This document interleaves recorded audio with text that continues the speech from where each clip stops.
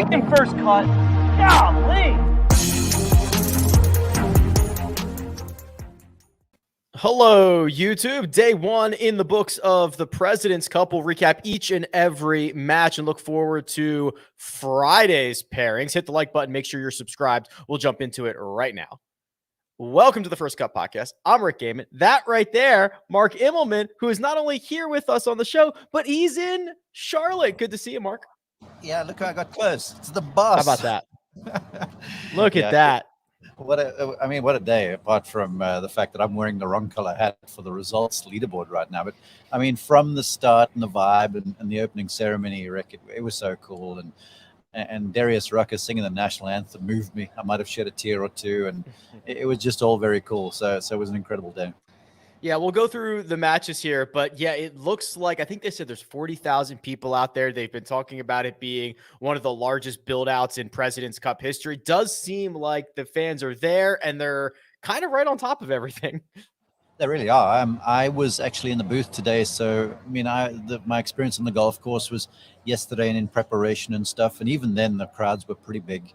But today it was really cool, and the vibe was great, and the build-out was nuts because what they've done with this golf course in clearing out trees and stuff, it's allowed them to do this sort of thing and really stage major events, like from the PGA Championship back in 2017 to this, and I'm sure more ones down the track. So it's a sweet spot, and man, they've got people cramming in here, and it's gonna be rampant over the weekend.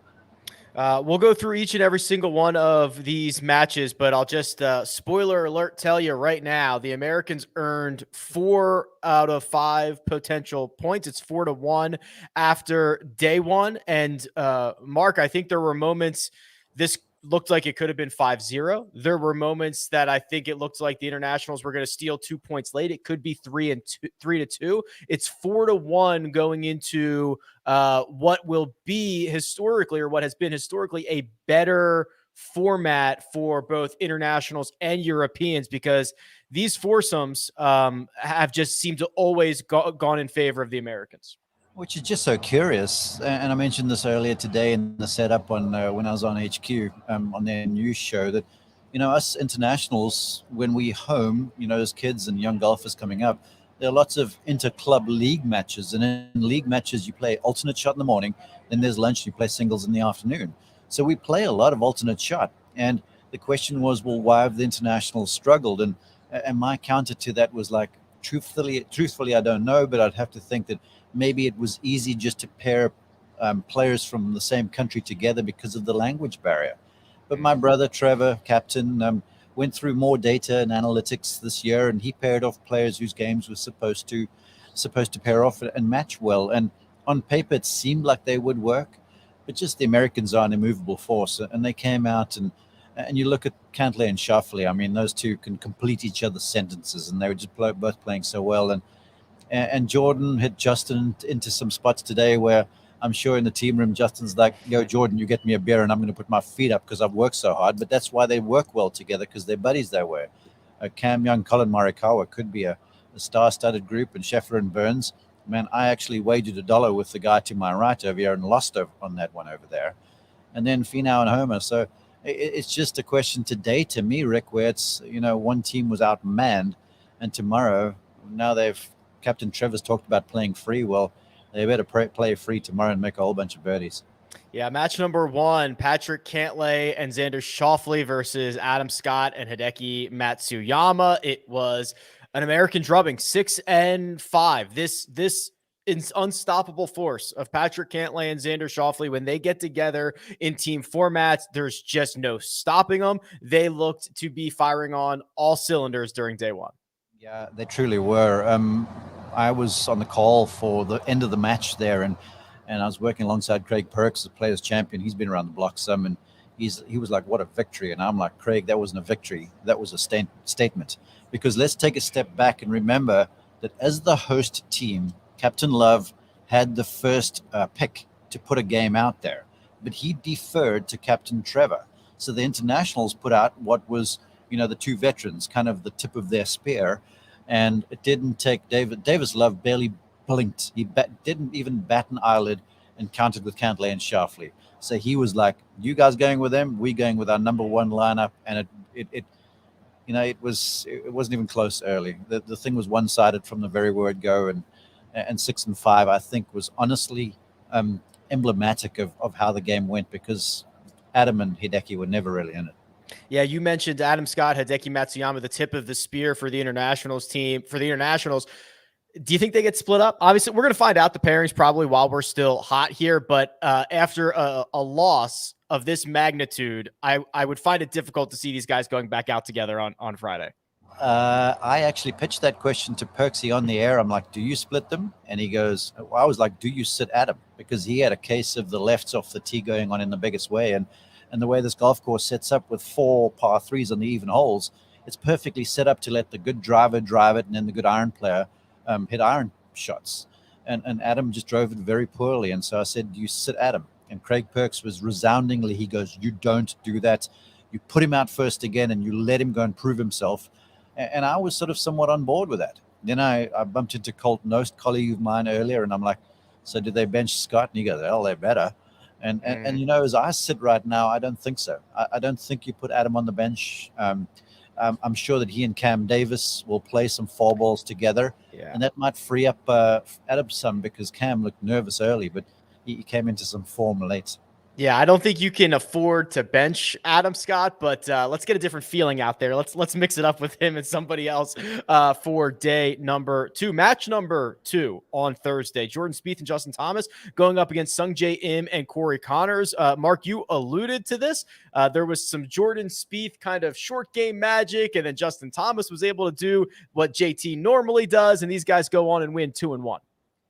They showed to me exactly what match play represents, the sort of head-to-head thing where there was an exchange on the 15th hole. It's ordinarily the 18th, and I'm so proud of myself to have remembered that, because I've called the Wells Fargo for so long here, where they are out of position. Jordan's hit a toe hook down the left-hand side. JT's hit in the back of the green. Jordan putted it off the green, and the internationals are pitching from green side up to about 5 feet. They are on the front foot to square up the match. JT holes 15, 20 feet uphill. Internationals miss. All of a sudden, they 2 up. And that was like who they are. And it's why Jordan Spieth is the worst guy that you want to draw if you're playing match play, because he's going to look like he's completely out of it. And then he just does some sort of a pitch shot, chip shot thing. And then he doesn't just get the ascendancy on the scorecard. He just gets into your soul with that stuff, And so he's such a tough out in that combination. They feed off each other. Like Jordan was hitting it all over the joint. JT was getting pumped up and stuff, and they're just a good combination. And I expect you'll likely see them in 4 balls too. Yeah, the 15th hole, almost a two-hole swing there, because the internationals could have stolen it. JT buries that putt, gives the Americans a 2-up lead with 3 to play. Corey Connors did not look like Corey Connors, Mark. He hit a lot of kind of awkward iron shots that missed by a mile. We're used to him being a lot more dialed in than we saw today. For the folks on YouTube, watch this.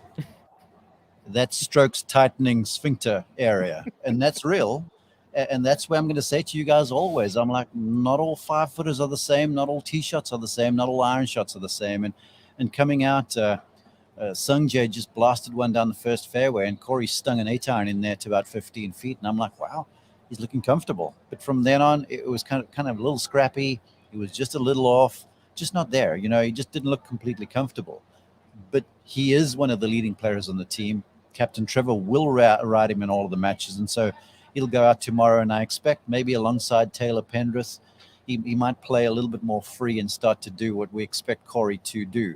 But it's a case for, what happens inside here, in your heart and in your guts and inside of your head when you're really under pressure, and this game kind of, the walls start closing in on you, 2 American wins in matches 1 and 2. Match number 3, that's Cameron Young and Colin Morikawa versus Tom Kim and KH Lee. Mark, I've got a lot of thoughts about this. The combination of Cam Young taking any line that he wants off the tee, and then Colin Morikawa getting to hit the approach shot from wherever that ball ends up, is a cheat code. I actually joked on air, and my colleague at the time, John Swantek, laughed. I'm like, if Colin Morikawa, I'm sure he said to Cam, if I could play off the end of your tee shots every round, I'd be in the Hall of Fame already. because they just match off so well, and they kind of resemble, to me, Dustin Johnson and Colin Morikawa at last year's Ryder Cup, where the golf course sets up for this. Now, tomorrow, when it's 4 balls, it remains to be seen. But I tell you what, you can write this in ink, that on Saturday morning foursomes, you will see these two again, and you might see them in the anchor match if things are tight. You might see them off real early if things are a little bit more free for the Americans, because the way the golf course stacks up with all of these even holes, allowing the good iron player to play those and allowing the good driver to go off the odds, it's a match made in heaven for those two. Yeah, the other side of this matchup, Tom Kim and KH Lee, there were not a lot of huge emotional moments for the international team on Thursday. Tom Kim tried to produce some of that himself. I think he gave us the biggest international fist pump and yell that we saw. I love everything about this 20-year-old. He's so good, and the word from the locker room is that he's already a lightning rod in there, and he's 20 years young, I think it is, and for such a baby face sort of a guy, he's got this big personality, and he's not afraid to poke fun at himself, and he's not afraid to get up in someone's face as well, and we saw that today. And I think the future's, well, I don't think, I believe the future is bright, and the beauty about it, and I'm going to talk golf instruction now, the way he swings it, he doesn't put a whole lot of stress on his body. So this boy, barring anything kind of out of the ordinary, is going to be around for a very, very long time. And just like Corey Connors, he's going to play all 5 sessions. And they were pretty good today. He in KH, and just kind of ran into a buzzsaw with Morikawa and Young. But I feel like you'll see him tomorrow morning and tomorrow afternoon too.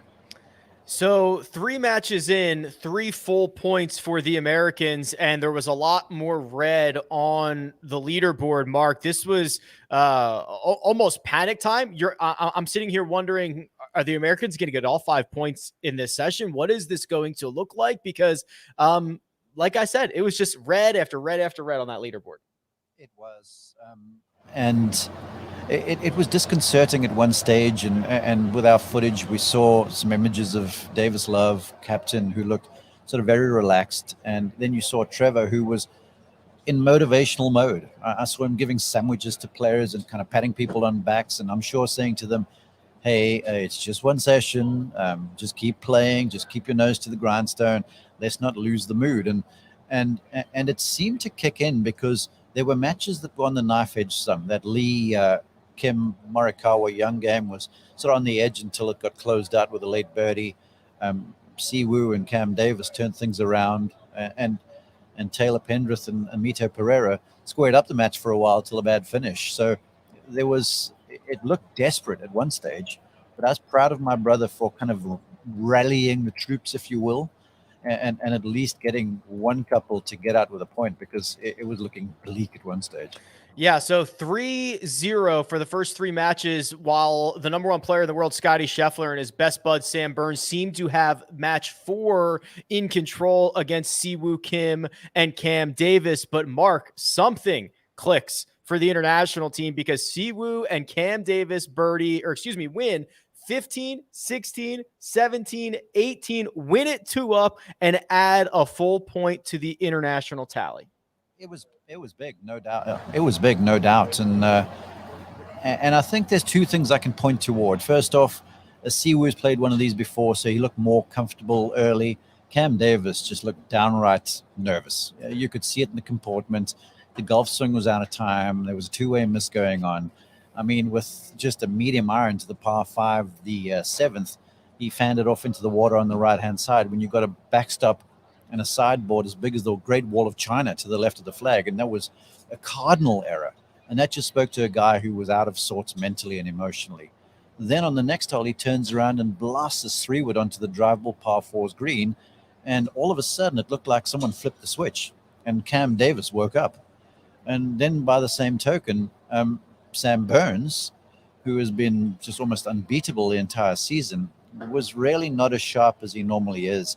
And bar a huge par save on 17 for a half, he looked like a shell of himself. And that has some far-reaching effects when you're playing alternate shot and your partner's having to bail you out. So it's a good thing they're friends. I think it was hard sledding for them. I'm keen to see if Captain Love stays with them or if Sam Burns gets a seat, because he didn't look today like the Sam Burns we know. Yeah, and I don't want to, I guess, understate this victory here, but let's look at this. I mean, Scotty Scheffler, Sam Burns, they won 7 times on the PGA Tour this past season. If you look at the odds via our friends over at Caesar Sportsbook, Siwoo Kim and Cam Davis were the biggest underdogs out of any of the 5 matches today, and it looked like it was going to be another American win, but they were able to find. I think that's a pretty good takeaway. It's not a David versus Goliath moment, Mark, but to get one over on Scotty Scheffler and Sam Burns must feel pretty good. It's not David versus Goliath. This is 2 things. It's 18 holes match play and it's alternate shot. I mean, you could almost throw the form book out. And I know I say that when you've looked at the first 3 matches and the favorites sort of walked away with them, although Spieth and Thomas and those games are sort of close. But when it's alternate shot, if things start going in the wrong direction and someone who's not feeling very comfortable with a putter, that hasn't putted for a while, then all of a sudden they're going to face a 5-footer. That's crazy on your mind. And then if you're struggling with your golf swing, where if you're playing your own ball in a 72-hole event, you're hitting shot after shot after shot, so you can sort of find something and play into form. But when you're hitting alternate shot, remember, alternate shot might be a tee shot, a putt, and then 20 minutes later an approach shot. It's not like you're finding any groove. And Sam Burns and Scotty were the resounding favorites. But again, alternate shot is what the mitigating factor is there to me. It seems like we've got the captains filing in, getting into position. It looks like we're going to get some pairings for tomorrow here shortly. We've got one more match here, Mark. It's Tony Finau and Max Homa beating Taylor Pendrith and Mito Pereira 1 up. This was all square going to 18. It was a great battle. And then, unfortunately, Mito made, I don't want to say a similar swing that he made at Southern Hills on the 72nd hole there. That ball went low and right. This one went low and left. But you could, again, kind of feel maybe the moment got to him standing on the tee box. I said this to Colton Oast because we were in the media center, preparing for this podcast, and we had it on the big screen here. And as soon as he hit it to the left, I looked at Colton. I'm like, if he hits that tee shot at Southern Hills, he's the PGA champion. If he hits the Southern Hills tee shot here, they probably get out with a half, right? And that just shows you this nature of golf where it's so capricious and fickle too. So, yeah, it was once again an 18th hole fall down. But I would say that Mito Pereira did the bulk of the work today. He was a strong man, and bar that miss off 18T, which is probably he's really going to rue, I'm certain, because that was a valuable half point that they squandered there. He's got to put that behind him and get back in the saddle for a big run tomorrow, because he does look like he's playing well, and he was up for the battle today. I mean, he was essentially, to me, carrying Taylor Pendrith the entire day.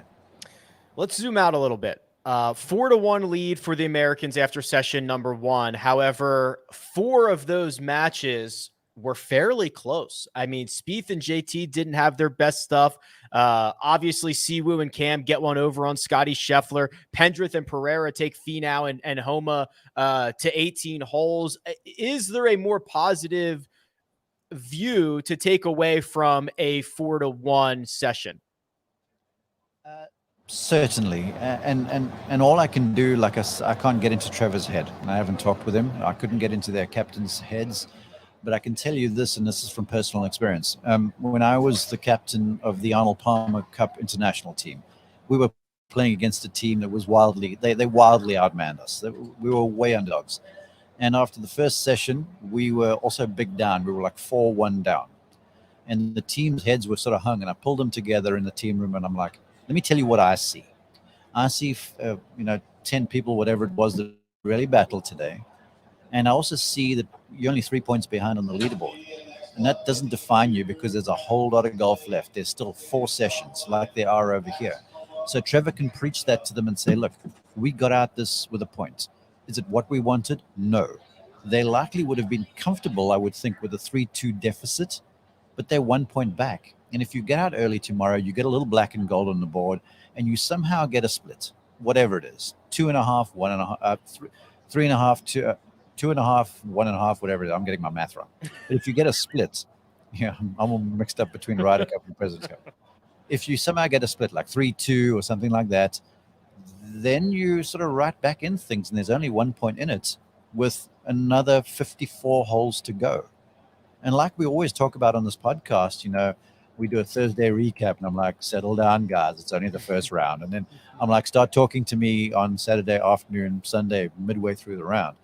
And so Trevor's got to preach that to them and say, look, we got to just get to business. We're going to do the fundamentals correct. Stop trying to hit shots that aren't on.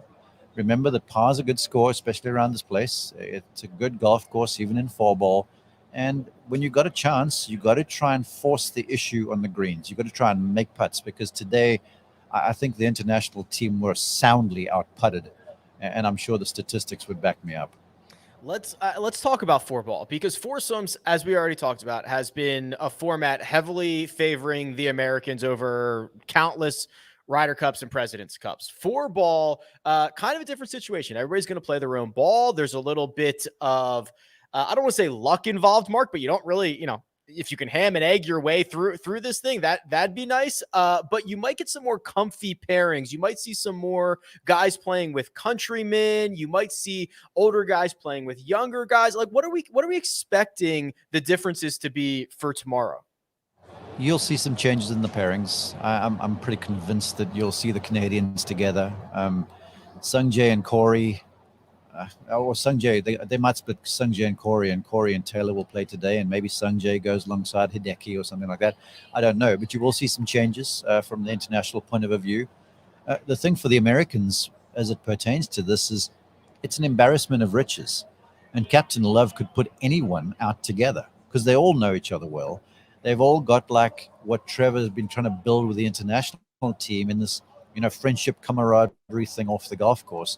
Because they play on the same tour, they speak the same language, and they're seeing each other in the locker rooms all the time, and they play together on the Ryder Cup. So whereas this international team plays once every 2 years, the American team, this team likely play every year. So Love can basically just roll the dice and go with anyone because they're all so good. They're all playing pretty well. And you can pair off anybody together, and it's just a question of, do you make more putts than the opposing team? Because if you do, you're going to win your point.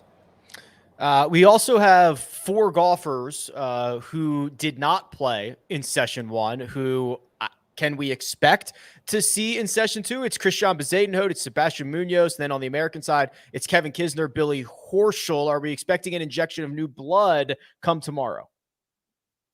The rules go that they have to play once. Everyone has to play once in the first 2 days. So yes, you will see them, because in 4 balls, I don't want to say you can hide a player, but you can hide a player because, everyone's playing their own ball. So maybe if one of those guys or more of them are not playing very well and that's why they sat, you can put them out, with a gun tomorrow, and they can sort of be the anchor of the role that just sort of flies on the wing and once in a while does something special and maybe pops a birdie or 2 in there. So yeah, you will see them tomorrow morning, I would think. I certainly feel like Sebastian Munoz will.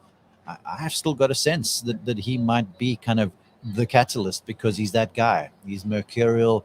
He's not afraid to mix it up and get in your face a little bit and pump some fists and stuff. So I think he'll be a pretty strong guy tomorrow morning if he's playing well. And for the Americans, I believe it'll be more of the same because these foursomes pairing, these alternate shot pairings, if you said to Captain Love, hey, on Saturday morning, you're going to get a 3-1 with alternate shot with these groups, I'm like, he'll be like, sure, let's keep going, because as long as they split, if they split every session from now on, they're winning. Simple as that. So I can't see these alternate shot groupings changed at all from an American point of view.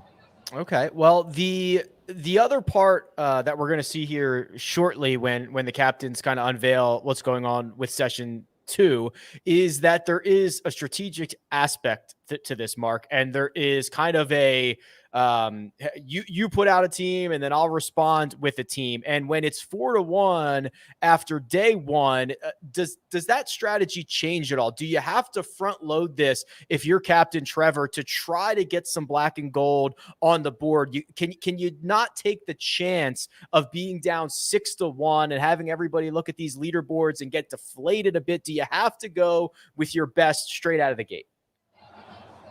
I'm not sure, to be honest with you, who gets to put out the team first. I feel like maybe it will be the U.S. because the U.S. deferred on the first go around, and so the internationals picked first. So I have an inkling, don't quote me, that it'll be Captain Davis first. And I believe that you don't just front load if you're Trevor. I believe that you just play matchups, that you look at the matchup and go, all right, those two guys, we're likely to see some of that out of them. This is who we best feel can match up to those. It's kind of like playing football a little bit. So I don't think it's time to panic. Maybe, Saturday afternoon, if it's looking a bit grim, then you start front loading stuff and on Sunday with the singles matches. But right now you just play matchups and you just run the race for the long haul still, because if this was a marathon, we only passed the quarter post barely. So you still play matchups and you still put teams out as you feel like they'll play their opponents as well as possible. And that 4-ball format that we are going to get tomorrow, it's almost, correct me if I'm wrong, Mark, it's almost a little bit better to be volatile, right? To take on a little more risk. Birdies are likely to win you holes. If you go out and make a double, well, that's what your partner is there for. And they've moved up, of course, the green mile to be much more impactful. And we saw Max Homa hit a ball into that creek on what is normally Wells Fargo 18. We saw Jordan Spieth hit a ball that snuck out of there. Like that is going to come into play. I love the rerouting they have here. Yeah, the rerouting is cool. But to that 4-ball, look, Nick Felder, you know me, he's a dear friend. He's a World Golf Hall of Famer. I hold him in biblical regard. And when he speaks about golf, I listen. And he said to me that the key to 4-balls in all the Ryder Cups he played was to always have 2 attempts at birdie. If you get 2 attempts at birdie, you are stacking the odds in your favor. Now I'm speaking your gambling language, right? So you want to get the odds in your favor as far as possible. So that doesn't mean you just throw the baby out with the bathwater and you get one guy just firing away blindly and the other guy sort of playing the I'm keeping it safe role. You certainly will put someone that's got some firepower alongside someone who's maybe a bit more pedestrian, but you want 2 looks for birdie on every hole, because then you've got at least a 50% chance of success, or whatever the numbers might be. Some statistician's going to get me. So if you can get 2 looks, whether it's 2 guys, let's say you put a Kisner and a Horschel together who don't hit the thing that long, but if they just keep on getting looks for birdie, they're going to make their share, and that might be enough. So you don't go like all nuts like most folks think you do. I still think there's an element of strategy to this, and certainly a situation where you don't just go trying to knock flag sticks out of the ground. Some flag sticks need respect, and we saw some of those today. A number of holes like the par 5 16th. I mean, that's typically a birdie hole, and we saw guys missing the green in the left bunker short-sided and basically in trouble. So there's certain holes you still got to play some smart golf to. We saw a little bit, I don't even want to call it a storm, but we did see a little weather roll in midway through the day. It got a little darker. That wind started to kick around up to 30 miles an hour. We saw Xander take the hat off. It was fun there.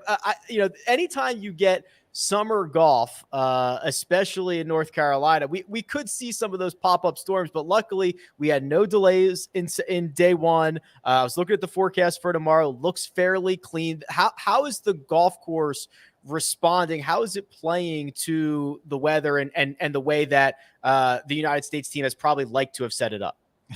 It's playing exactly how they wanted it to be. And as far as the weather's concerned, I was happy I did not have the on-course assignment today because it was hot as rip for a while there, and then it cooled down, it got blustery. And the way the wind was swirling, I mean, a lot of the holes like the par 5, to me, it's ordinarily number 15, so that means it was 12, I think it was.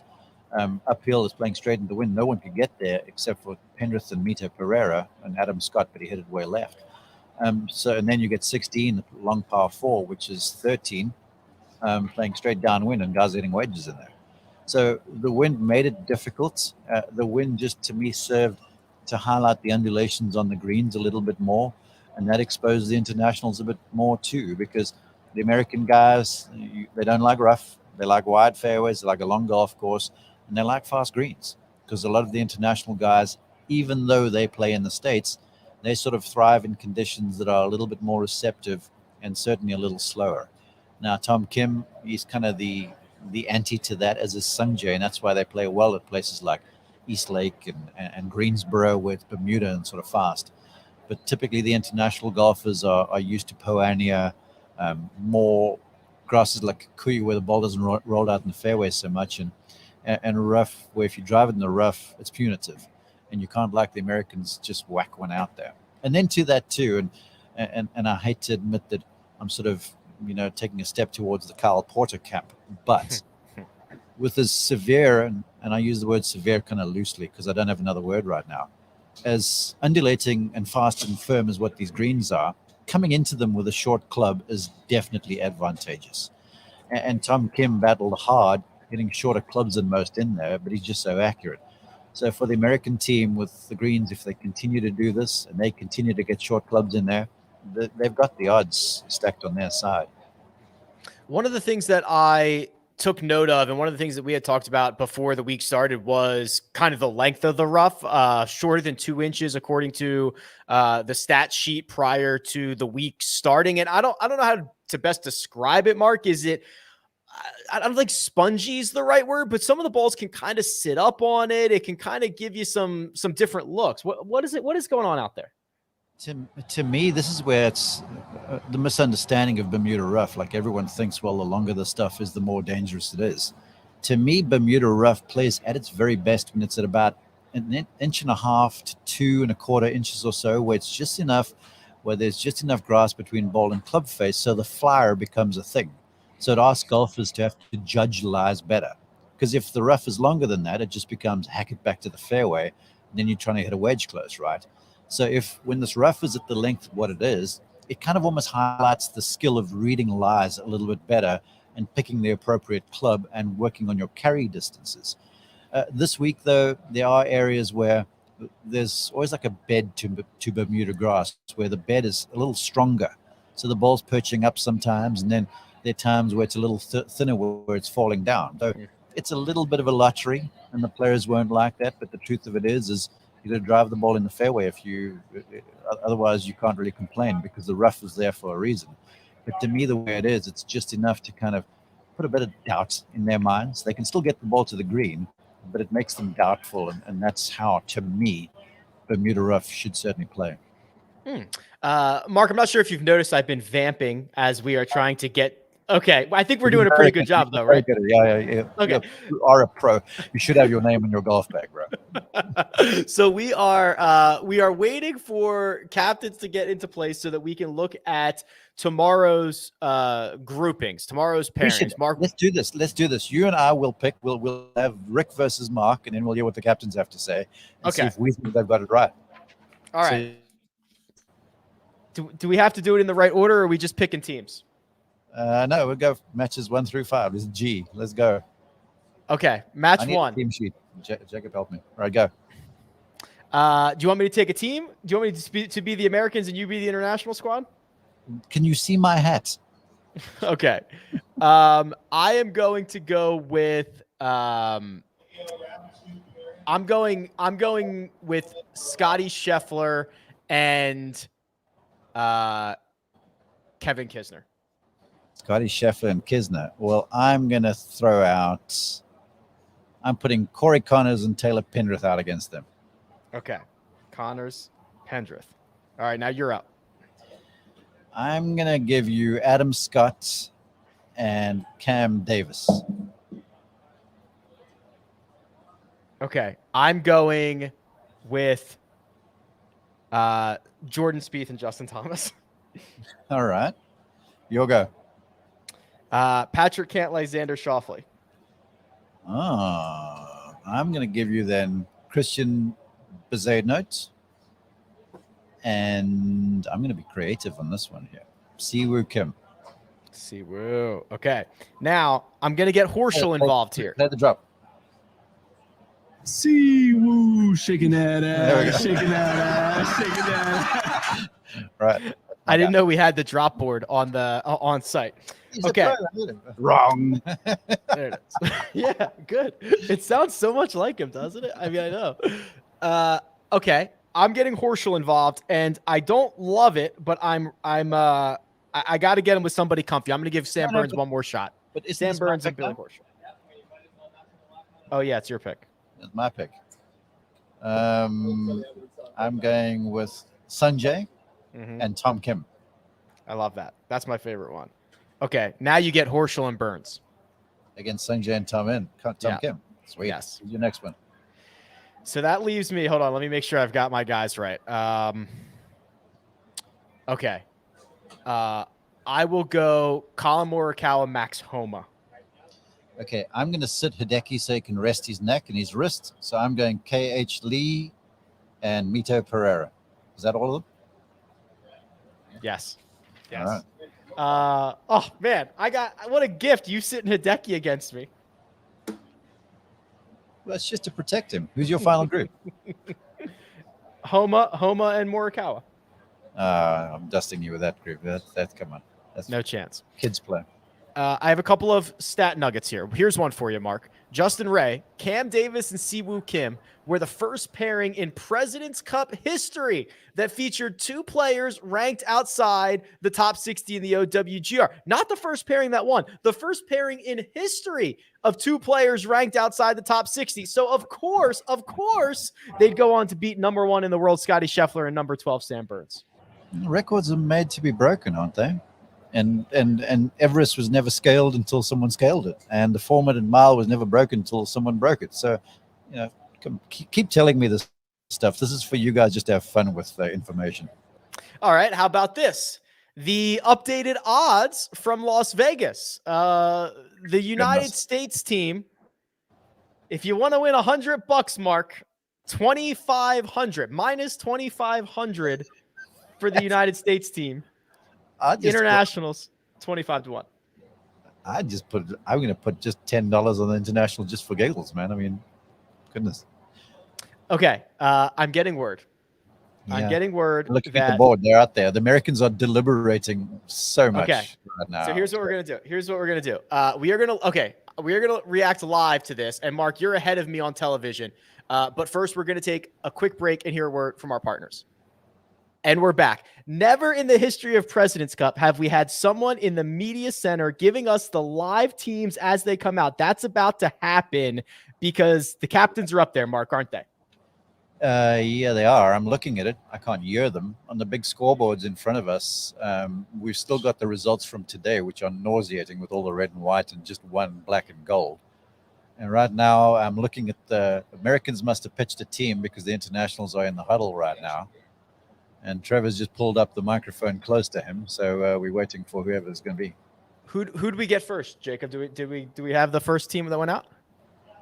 Yes, we've got match number 6, Jordan Spieth and Justin Thomas versus Adam Scott and Cam Davis. Hey, I was right with my pick. Look, see? Okay, there you go. And this is actually, we actually had this match correct. So I had them going against Thomas and Spieth as well. So Jordan Spieth, Justin Thomas, Cam Smith, Adam Scott. Okay. Sounds like a wine bet. Scott and Davis. Match 2. Scotty Scheffler, Sam Burns, we kept together. Wow. Versus Sung Jae Im and Sebastian Munoz. Didn't I pick that one too? No, you had Sung Jae and Tom Kim. Okay. Surprised to see Scheffler and Burns together again? Not really. They're good buds. You've listed them. I mean, they were arguably one of the best teams over here. And Scotty is good. So no, you got to keep them together. Munoz will make his appearance in match 7, and then in match 8, Kevin Kisner is going to get his first action. Christian Bezuidenhout going to get his first action. So it's Kevin Kisner and Cam Young for the United States going up against Mito Pereira and Christian Bezuidenhout. There you go. A couple of guys making their debut, Mark. I like Mito. He's playing well this week. Christian is a fantastic putter. I like that combination for the internationals. I really do. Cam Young and Kevin Kisner might be the two most different golfers. Well, look, that thing is kind of in a way like Colin Morikawa and Cam Young together, but just where Cam Young's going to do Cam and Kiz is going to do Kiz. And the one thing they're going to do is they're not going to be talking much because from the fairway, there's going to be like 40 yards difference between the two of them after their tee shots. But when they get to the green, Kiz is going to even the score a little bit. So that's a pretty strong lineup. And look, the opening tee shot that Cam Young hits, that was like, the big I'm up for the challenge kind of thing. And then to close out the match on the 17th hole, the match that had been tight the whole day, with like a 30-foot birdie, he must be feeling like he is on top of the world right now, because it's uncanny how you can be so close in majors and make all this money and stuff and have Liv tossing the bank account at you. and then you make a putt from 30 feet, and you feel like that 1 point that you've just earned is the most important thing in the world. So I'm sure he's feeling great right now. Yeah, that was one heck of a roll there late. Here we go. Match number 9. A lot of big boys here. Patrick Cantley, Xander Schauffele going up against Hideki, Matsuyama, and Tom Kim, Mark. Yeah, my brother. He's going different to what I thought. Maybe that's why he didn't have me on the roster there for advisements in the post round stuff. Look, it's a good team. You got to keep Hideki playing. He wasn't that sharp with Adam today, but you give him some more running time. I was concerned, and this is good news for me, because I was concerned perhaps because he didn't really look that good, that perhaps he wasn't feeling that good.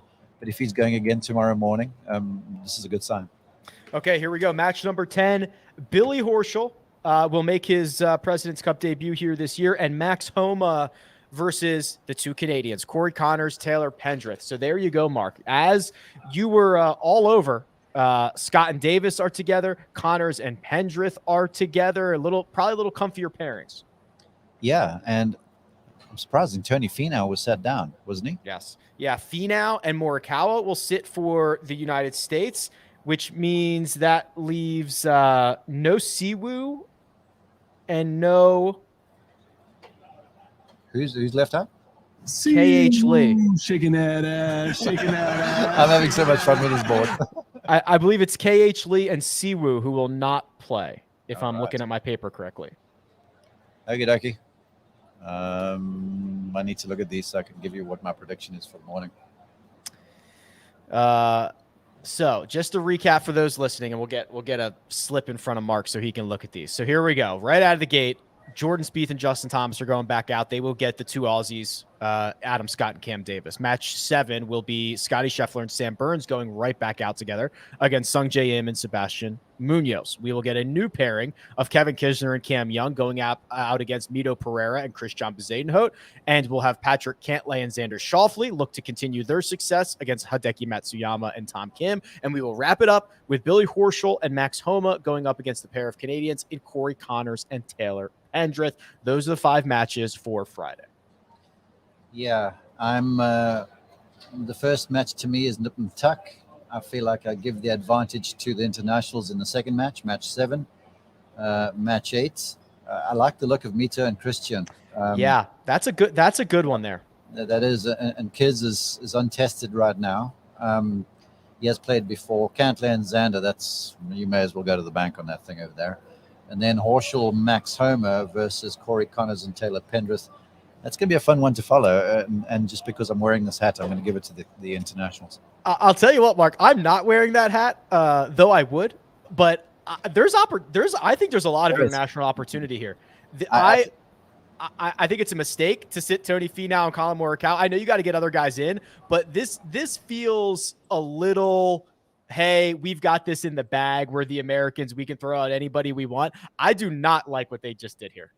I'm with you, sort of. And if I'm Trevor now walking back to the team room and the guys are there in the room, I don't know, decompressing, probably getting some massage work and stuff and maybe having a drink, I'm going to read this out to them and go, hey, boys, I like the look of this right now. And give them the Ben Crenshaw thing and kind of lift the mood all of a sudden going, I see a point here and I see half a point here and I believe you can beat this. And you start to basically profess stuff that hasn't happened yet, and you put today behind you very quickly, and then you just get your mind set for tomorrow morning, because in the end it's all about mindset and being ready at the moment.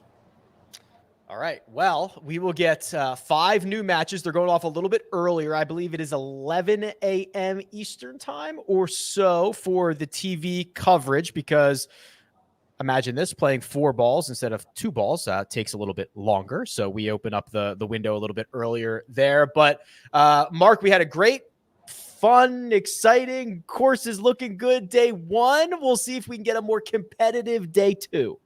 Yeah, and I must commend you. Your vamping skill is off the chart. Thank you. And your hat's not as cool as mine. No, I agree. Wish you were here. Yes, I know. The merch tent I'd be bankrupt if I was there. So I'm glad I'm not. Big thanks to producer Jacob, who is right there in the corner of the screen. There he is on site. Mark Immelman, you can find online at Mark_Immelman. You can find me at Rick Run Good. We will see you after the final putt drops on Friday. This has been The First Cut. Catch you next time.